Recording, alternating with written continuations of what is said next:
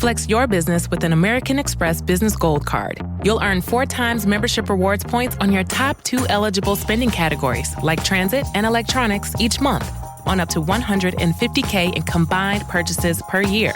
Plus, you can now earn 3 times membership rewards points on flights and prepaid hotels booked on AmexTravel.com. Terms and points cap apply. Learn more at AmericanExpress.com/business-gold. Amex Business Gold, built for business by American Express. This episode is brought to you by Amazon. Sometimes the most painful part of getting sick is the getting better part. Waiting on hold for an appointment, sitting in crowded waiting rooms, standing in line at the pharmacy, that's painful. Amazon One Medical and Amazon Pharmacy remove those painful parts of getting better with things like 24/7 virtual visits and prescriptions delivered to your door. Thanks to Amazon Pharmacy and Amazon One Medical, healthcare just got less painful.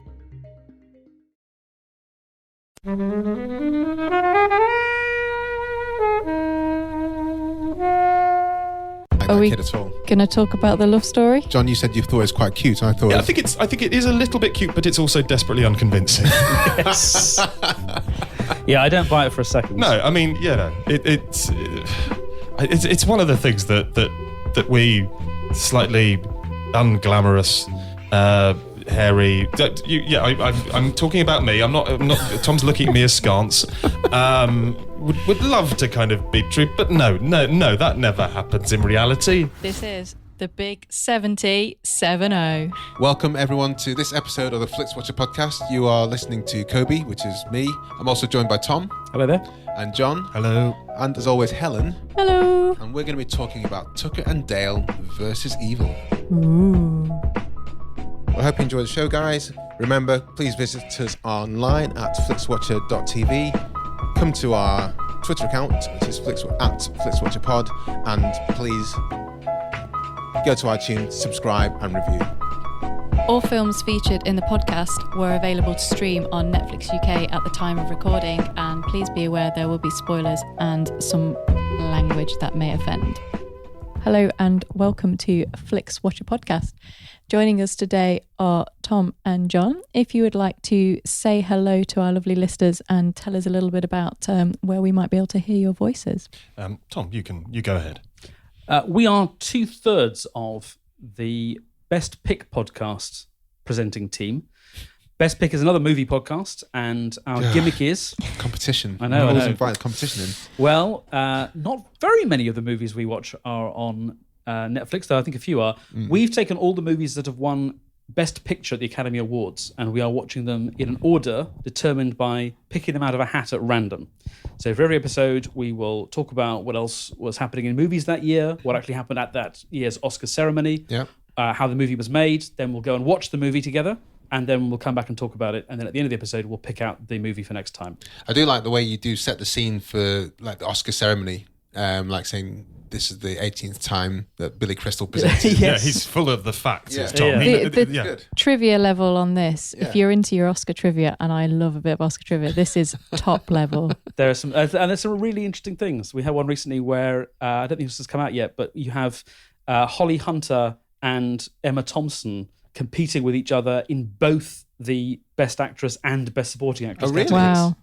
How did that end up? Or should we just wait until everybody tune into... It's a matter of record. Holly Hunter won Best Actress and Emma Thompson didn't win either.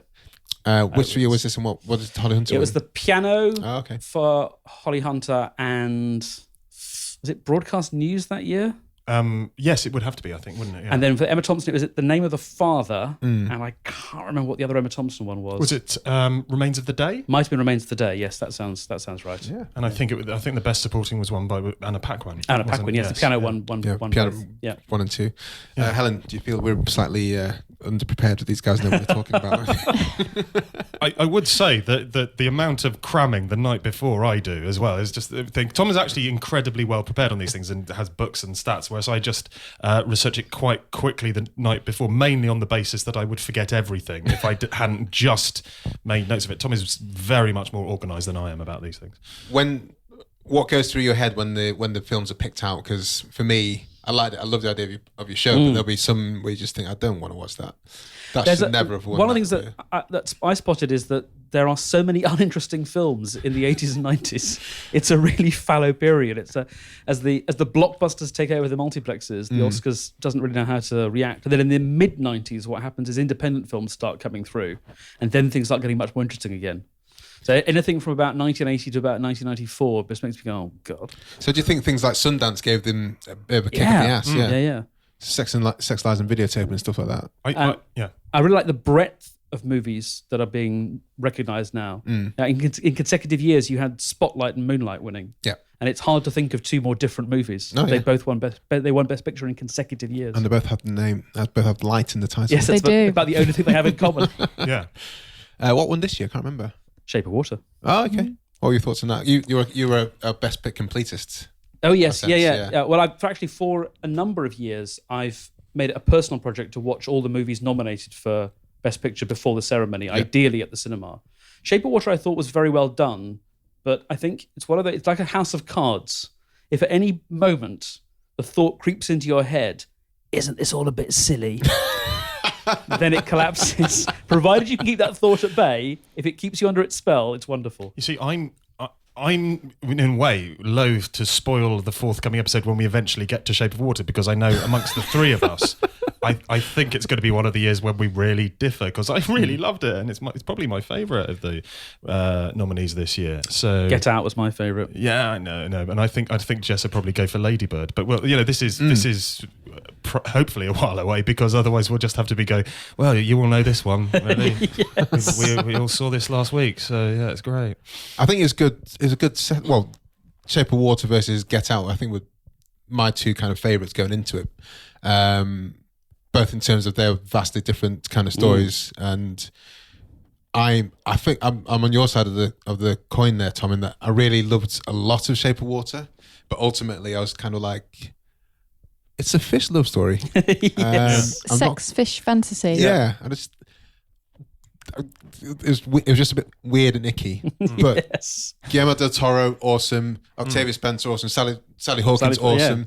Yeah, all these things are awesome, but then it's just a bit like, what's going on here exactly? But I need to watch it again, I think. Right, we're talking about other films, but talking about your podcast. John, who are you, by the way? Well, I'm the other co-host. Well, one of the other two co-hosts. Our third host is in New York, because she didn't want to join us for the glamour here.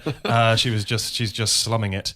Yes, and I've been doing the podcast with Tom for the past however long it is, and I'm a writer as well. Tom's a writer. We both write a lot of Doctor Who radio plays, amongst other things. But also really big movie fan. So yeah, You're in the right place. yeah, it kind of works. I'm not sure there's much else to plug. We've basically covered it with you, haven't I? Yeah. So we're here to talk about your choice. Yeah, which my is... choice was Tucker and Dale versus Evil. I wanted to pick a film that I don't think many people have seen that I do like. I have a couple of films that are my quick recommendations for people. Okay. That are on Netflix, and the other one is a film called Triangle, but I discussed that with Tom on the podcast, so I thought it's, fair's fair. Let's go Tucker and Dale versus Evil.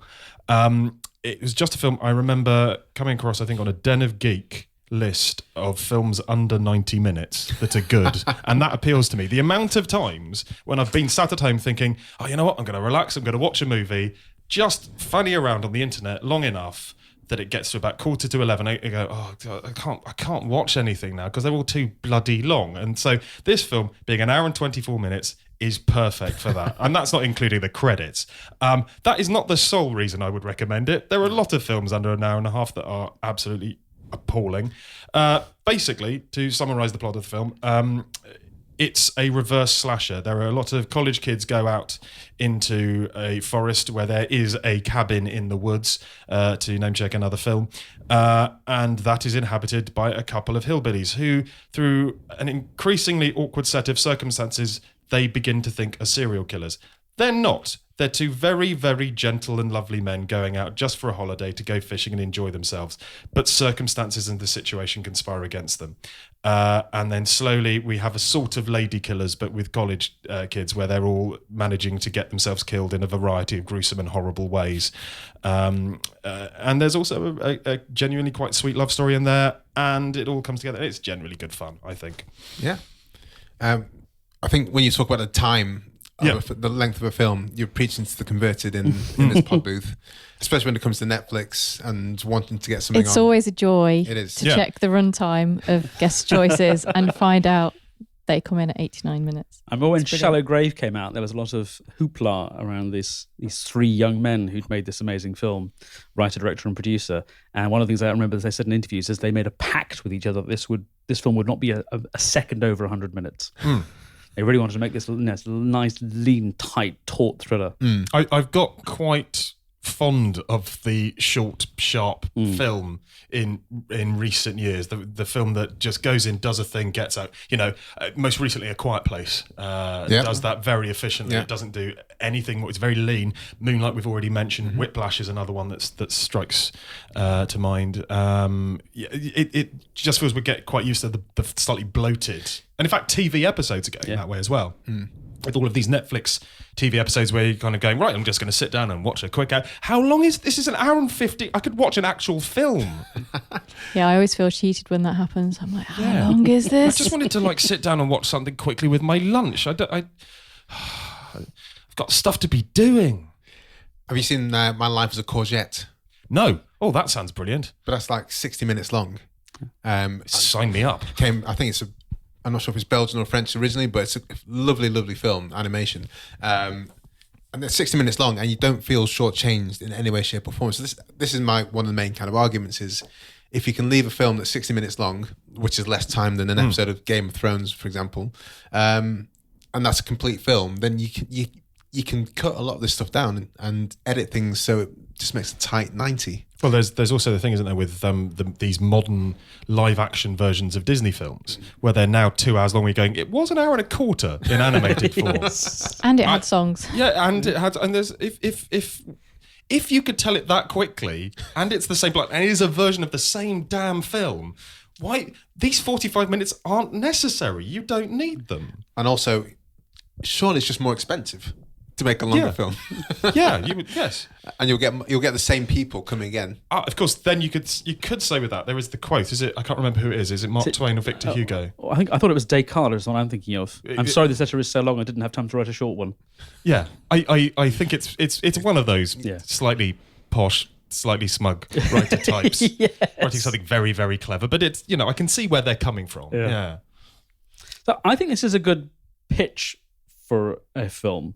Tucker and Dale versus Evil. Yeah, I hadn't seen it before, and so I started watching it. I mean, okay, so this is a film playing games with horror movie, Evil Dead style tropes and imagery, and I recognize him from Joss Whedon stuff, and they're going to play around with the tropes and invert it. The problem is there's a much better film that fits that description, which came out 2 years later. You're thinking Cabin in the Woods. I am, yes. It is to Tucker and Dale's deep misfortune that a far, far better film that plays a lot of the same games came out only 2 years later, basically rendering this film... What, defunct? Yeah. I think irrelevant. Unneeded. Superfluous. I'm not sure that it renders it. I had more fun with Tucker and Dale versus Evil than I did with Cabin in the Woods. Did you? Yeah. I felt the opposite. I felt the thing about Cabin in the Woods is it keeps giving you new layers. It keeps revealing new things. It keeps coming up with new surprises. When I figured out the gag of Tucker and Dale versus Evil, which is about the 25-minute mark, there's no more. There are no more surprises left. Everything else was just rote. So I think it sounded like a good idea for a movie on paper, but I wasn't very entertained watching it. And I've got other complaints as well. Can I give you a few other complaints? Go for it. It's a bit homo-giggly. In what way? There are lots of jokes about Tucker and Dale being a gay couple, which seem like they came out of a movie made about 20 years earlier. I don't remember any. There's the blowjob gag when they get pulled over at the beginning. Oh, okay. There's another one in the cabin. I think there's a third one later on. It just feels really old fashioned. Am I being terribly innocent that I literally didn't notice? I'm now thinking blowjob gag. I can't even remember that. So when he's bending over in the car and has his shirt off. Yeah. Looks like he's giving him a blowjob. Okay. That's a bit. Yeah. It's kind of interesting because we were talking about the Breakfast Club a few episodes ago, and we all watched it and then came to the pod booth just here, and I can't remember if it was Tom or Izzy that said about the sexual assault in the film, and we were both like, "What do you mean sexual assault?" And when it, I think it was Tom. When he explained it, was just like, "Oh shit, that's actually very dark." Yeah. And when he explained that blowjob thing again, I thought at the time, I'm not sure you do that now, but but it was only 2010 this movie was made. This is not a movie which we can forgive for being made at an earlier, more innocent age. It was made 8 years ago. Then the other big complaint I've got is that the plot requires everyone in it to do things which are by and large motivated, only in order to bring around the gag. The whole thing feels very contrived. It reminds me a bit of one of the Pink Panther films, where there's 3 different or 4 different assassins after Clouseau, and they all manage to accidentally kill each other while he breezes through the middle. The thing is, that's 20 minutes out of a 2-hour movie. This is the whole film, is that gag, over and over again. Okay, I can see where you're coming from on that, but the thing is, I'm going to slightly spoil it. Right. We can go into spoilers if you want to. No, I'm potentially spoiling a thing for best pick in the future. One of my favourite scenes in all movies of all time. In fact, I would go further. I would say it's not in Tucker and Dale versus Evil, is it? No, it's not. My favourite scene in any film ever, which I appreciate is a big statement, is a scene in, of all things, Batman. Which one? The movie. Tim Burton, Michael Keaton. Oh, you mean Batman the movie? 1966. Adam West. Hold on, is that a best pick? No, it isn't. But so I know that we have questions, and I know one of the questions that might come up is your favourite scene in anything. This is my favourite scene in any movie ever. It's basically a sequence where Adam West is trying to rescue Miss Kitka, the astonishingly well-disguised pseudonym of Catwoman. And he nips into this bar on a pier, and he can't find her, but there is a big spitting bomb, a big round cartoon-style bomb with the word bomb written on it, and he rushes out into the bar and goes, "Everybody get out, there is a bomb," and he picks the bomb up, and then he goes to throw it off the edge so it will blow up safely without hurting anyone.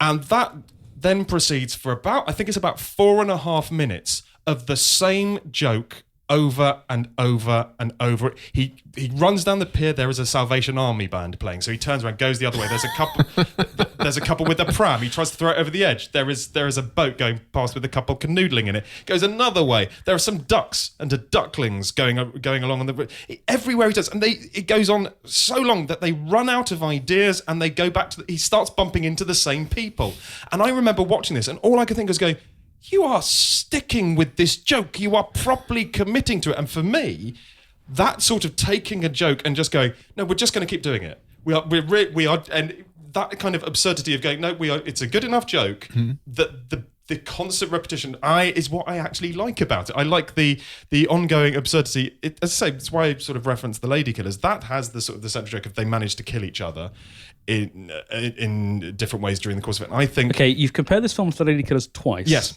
If you compare it to the Lady Killers again, you're going to kill me. We will have words. Okay, I'm not saying it's the Lady Killers, but I like the. I don't mind the repetition of the joke. I think the repetition of the joke for me is the point and makes it funnier.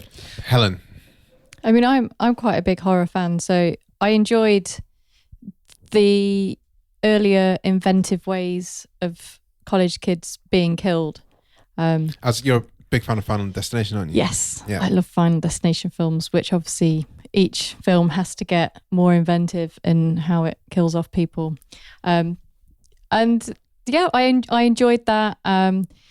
But yeah, I kind of got what they were trying to say, and then they didn't really take it anywhere. So yeah, kind of the first half hour was kind of fun and entertaining. Right. The rest of it was a bit, come on then, wrap it up, boys. But interesting, I realised today that it's from Zombieland director. So this was kind of his. I didn't realise that. Would have been his sort of trial at. So this is before Zombieland. Yeah, Zombieland's 2013. So this kind of would have been sort of a tester for that. Okay, I really enjoy Zombieland. Yeah. Zombieland is superb. I do like Zombieland a lot. I guess from what you, Helen and Tom are saying, that's probably why this film didn't get as much traction as maybe it did. Because I really enjoyed it. I thought towards the end it kind of didn't stick the landing that well. Oh, I would go with that. Yeah. But I was in a Final Destination where I was like, well, let's see how they're going to kill themselves this time. Let's see what happens.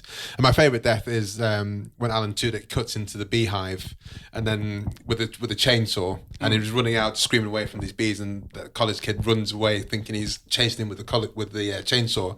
Alan Tudyk actually runs past him because he's trying to go away with these bees, and the college kid skewers himself in the stomach, and it's just that kind of look on each other's faces as they were running parallel to each other. I thought that was hilarious. I think there's a lovely moment at the end of that sort of sequence where the kid dies and he has, I think, one of the bees lands on his nose. Yes, and there's just this faint sense, something in his eyes makes you just go, "Oh, he's just figured out what's just happened," which I quite like. Yeah, I mean, I like the absurdity of death, the fact that these aren't just simple deaths, they just get increasingly ridiculous, so this is one of the other things I love about the film is the fact that it's a comedy, but the deaths are genuinely quite horrible and blood-soaked. But my favourite particular death is another Alan Tudyk one, which is the guy diving head first into the wood chipper, which and Alan Tudyk trying to pull him out. Alan Tudyk basically, oh God, this is awful.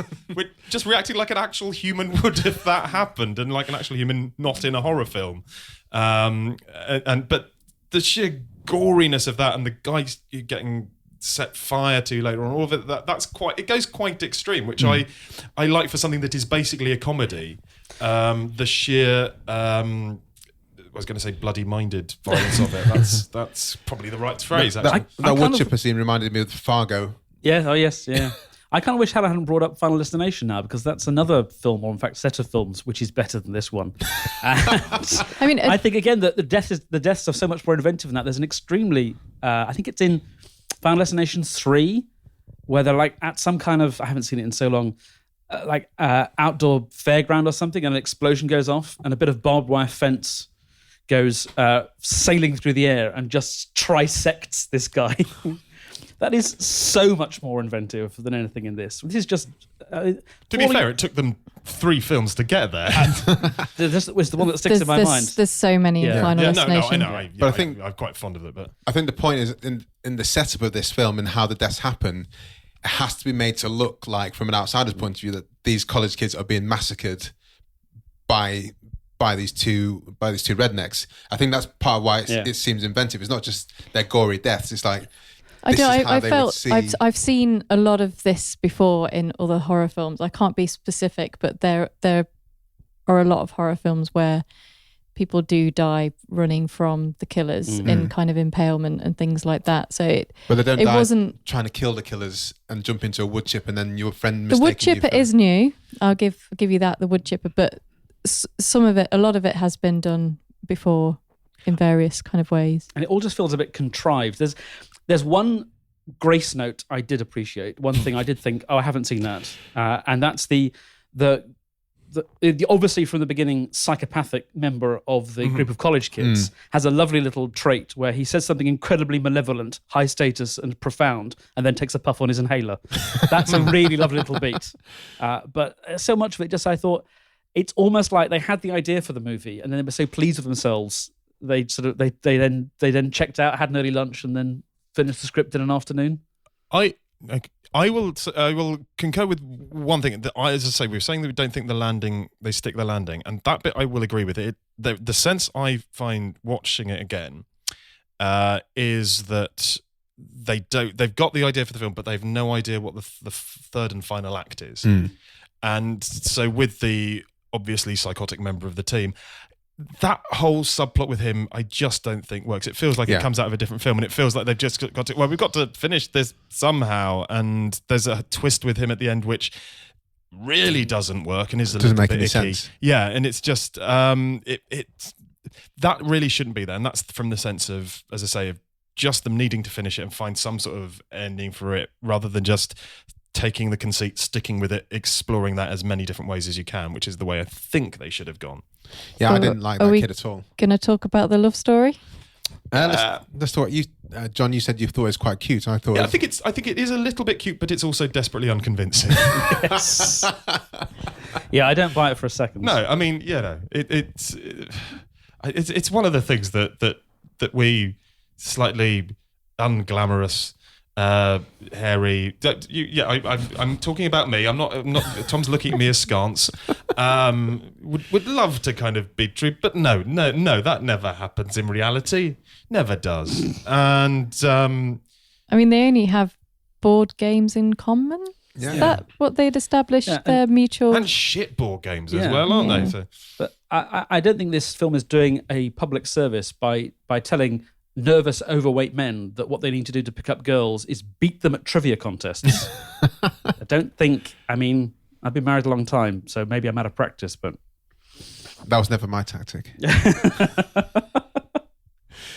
I don't know. Should we go into the scores and battle this out? Actually, I would say one thing worth mentioning is that I do think any film is enlivened by the presence of Alan Tudyk. We've mentioned him briefly in a couple of times.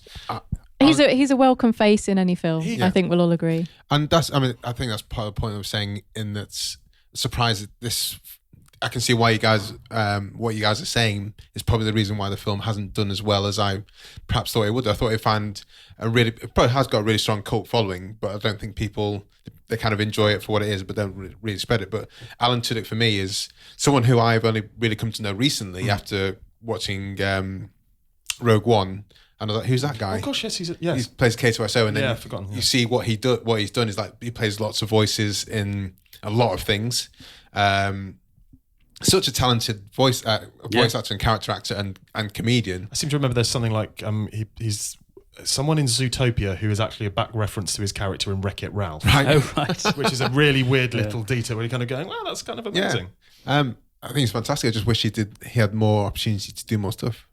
Somebody pointed out to me ages ago, and I kind of think this is true, is I'm coming from my massive Doctor Who nerd background, and I would accept basically almost any British actor as Doctor Who, and I'm so fine with Jodie Whittaker, but there was at least part of going, specifically there, kind of always feels it's got to be a Brit. It feels like it's so kind of quintessentially an Englishman. But somebody pointed out, if Alan Tudyk did an English accent, I'd go, yeah, I think I'm probably there. I think he'd be good. I think he would make a terrific Doctor Who. And it's, if they ever did the Hollywood movie and they cast an American, yep, that would be my pick. I'm not sure that would be allowed though. I don't care. Hollywood I still want to see it. I'd be tempted to see it. And, I just want him to be in more films. I want him to be Carnage when they eventually get to doing that in the Spider-Man films, which, but by about the 7th or 8th reboot, they might eventually figure out a way of doing him at some point. They'll just keep making more backstories, more origin stories. God, no. They didn't in the last one. They did gloss over it in the last one. one. To be fair, they did, yes. Yeah. What are your thoughts on Tudyk? I think it's great. I mean, I first saw him in Dodgeball, so that's fun. This is the thing. It's just one of those people that once I realise who they are, and then you see films, I'm like, oh shit, it's that guy. But I like your man from Sideways. Oh yes, yeah. Which Paul Giamatti. Oh yes, yeah. And he crops up in all these things. Jonathan Banks, who played the main character in I can't remember the names of things in it. Breaking Bad. Breaking Bad. Yeah, Breaking Bad. And Bob Odenkirk. He was in Airplane. Jonathan Banks. And it's like these guys have got so much. He's in Gremlins as well. He's in Gremlins as well as a cop in Gremlins. Do you want a Breaking Bad Jonathan Banks fact? Yes. Jonathan Banks is only in Breaking Bad because Bob Odenkirk couldn't film that day. Really? Yeah, I read this. That character was created only because it was supposed to be Bob Odenkirk who came in to clean up the mess, and he couldn't film that day, so they created Mike Ehrmantraut. And thus... Yeah, and thus the legend's created. Yeah. Should we go to the scores now? Let's get to some scores. Sure.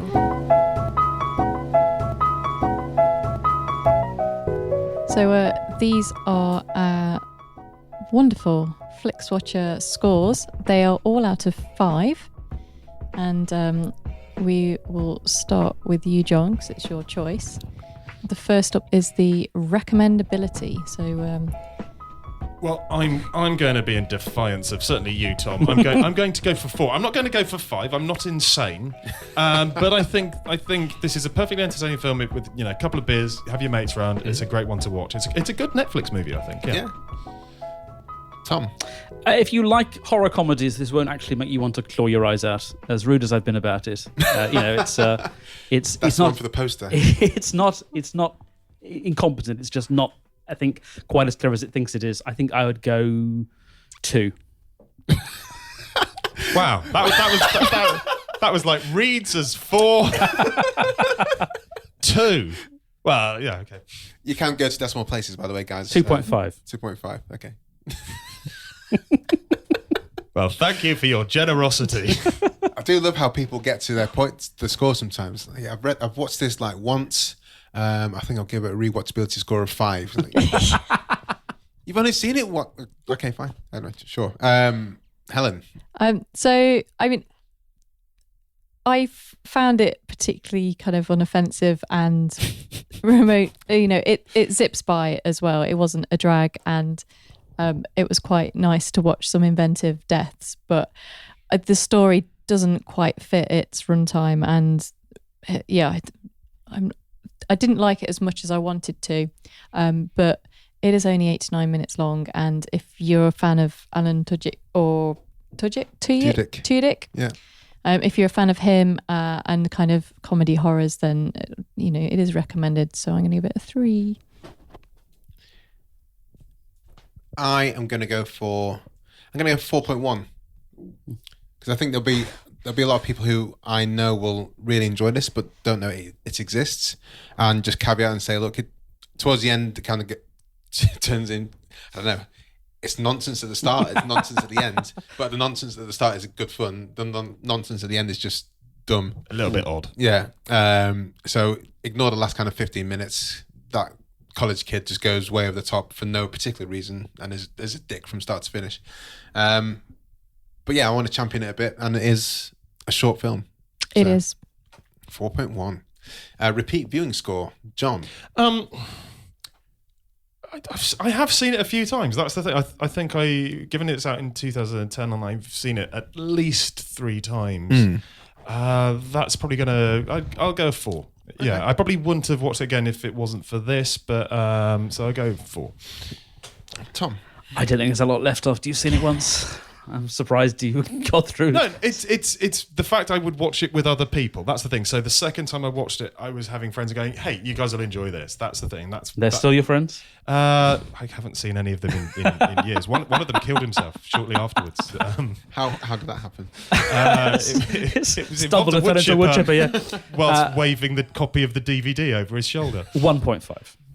1.5. Helen. I'm not good. Probably not going to watch this again. 1. All right. I'm going to go 2.5 because I think I'd like to quite see. I think the start of it is genuinely clever, and it took me a while to realise what was going on, and when I did, I was kind of applauding it.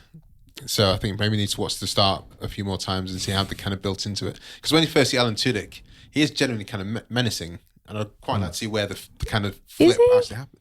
Yeah, because he's either menacing or comic, I think. Yeah, his face is so friendly. There is definitely one role he plays. In fact, I can think of at least 2 where the fact that you warm to Alan Tudyk is to disguise the fact he's a psychopath in this film. And what did I say? 2.5? Yeah. Small screen score, John. I think this film is sort of made for TV. That's the thing. I wouldn't want to see it in the cinema. It would seem lost on a big screen.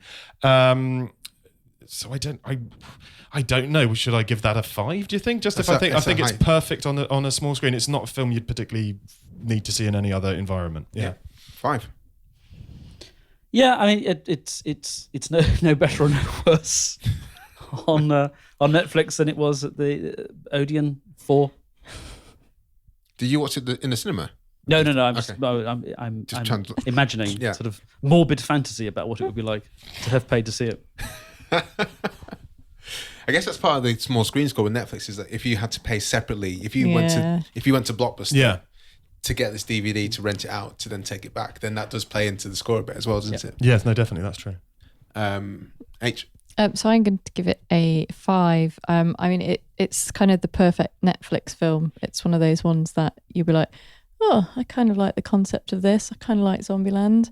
I kind of give it a go. Tudyk. Oh yeah, I think I think it's got an audience there. Yeah, I'll go 5 as well. Like you say, if I'd have seen this, no need to see it in the cinema whatsoever. And being a non-horror fan, if I'd been aware of it in the cinema, I probably wouldn't have gone anyway. So this is where they just find a home, I guess, in your home. It might have been fun with an audience. Because some of those slightly stupid, dumb. I saw Big Trouble in Little China at the Prince Charles Cinema a few weeks ago, and I largely thought Big Trouble in Little China going, it's okay, it's probably a little bit rubbish. Had a ball seeing it in the cinema where all of the stupid ass dialogue just makes people wet themselves laughing. And go, oh, it's deliberate. It's deliberate. Oh, it's great. Just that that could have that kind of thing. Yeah. But at the same time, get your mates round. Yeah, that's the thing. Curry, beers. That's it. Engagement score. Right, so in terms of how easy would it be to switch, I could switch this off relatively easily. In fact, I think because I'd seen it a few times, I sort of was half watching, I think, this time, if I'm absolutely honest. So I'd probably say 3. Okay. I mean, it's the things it does wrong, I think, are nothing to do with the kind of spirit of it. I think it is cheerful and breezy, and as we've said, short. And that all works in its favour. So I'll go 3.5. Okay, we're beating John on this this outing. I mean, I think it must be because it is so short, but I basically sat there throughout the whole thing and did not feel the urge to kind of check my phone or anything. I was getting a little bit like, come on, wrap this up then, because we need to kind of end it. But I guess it's got to be 4.5, really. Yeah, I gonna for 4.1. I think that college kid just really took me out of the game towards the end. Just really pissed me off. I don't know what his agenda was. Yeah, it's a little bit. He was just evil. It's a little bit broad strokes, isn't it? Yeah. I think the gag's supposed to be he's still alive at the end, and that's how come the reporters at the beginning are getting attacked. Yeah. Oh, is that where the callback is? Yeah, okay, I did wonder that. That's a bit unnecessary as well. Yeah.